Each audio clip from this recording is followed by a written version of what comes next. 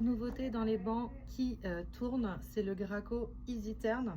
Donc on va faire un petit peu le tour de ce banc là. Donc on va aller face arrière 40 livres ou 43 pouces, puis ensuite face vers l'avant 65 livres 49 pouces, toujours très classique.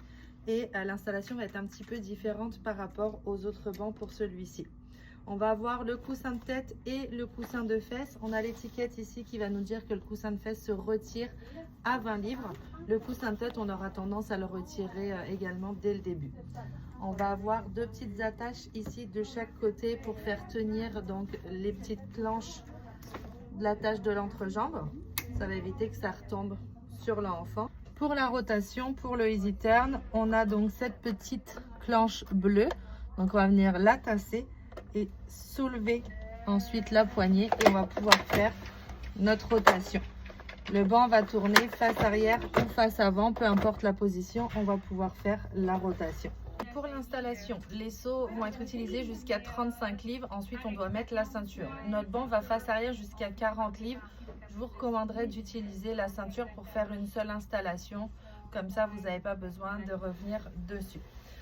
Donc, pour l'installation en face arrière, puis après en face avant.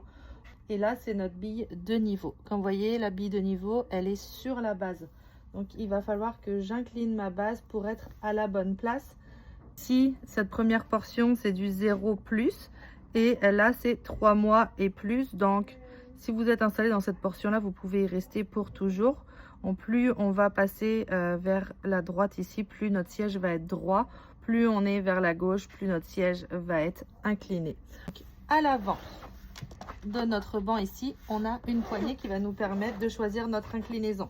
Donc, si je me fie, mettons, à ce siège de voiture, je pourrais être en 4, en 3, en 2. Je pourrais aller chercher, mettons, si je voulais être au plus incliné pour ce siège-là, il faudrait que j'aille me chercher l'angle 2 pour l'installation.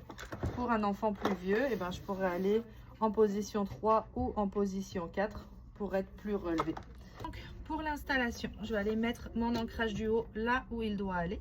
Je vais pouvoir ouvrir mon bras snug lock en levant la petite planche ici. Je vais prendre ma ceinture de voiture et je dois la passer en dessous ici. J'ai la même chose de l'autre côté, donc c'est bien important d'être bien à plat. Graco demande que l'installation soit faite avec le banc dans cette position. Je trouve qu'en tournant le banc, on a un accès un peu plus facile. J'ouvre donc mon bras snug lock. Je passe ma ceinture bien à plat. Je prends le temps de le faire, c'est très étroit. Donc prenez bien le temps de le faire pour l'installation. La main dans le fond du siège, de tirer de tendre la ceinture, pas trop forcer, mais il faut quand même le faire un petit peu avant de fermer le bras snug lock. Si on a trop compressé le banc, le bras va forcer, on ne pourra pas fermer. Et ensuite, je viens le fermer. Je prends ma ceinture, je déroule mon enrouleur au complet. Je vais entendre mon clic, clic, clic pour la voiture. C'est sécurisé. Je vais pouvoir remettre mon banc en place. Je teste droite-gauche, avant-arrière. J'ai moins d'un pouce de mouvement. Mon installation est sécuritaire. Lorsque j'installe mon banc, pour être sûr qu'on est prêt à partir, mon indicateur ici doit être vert.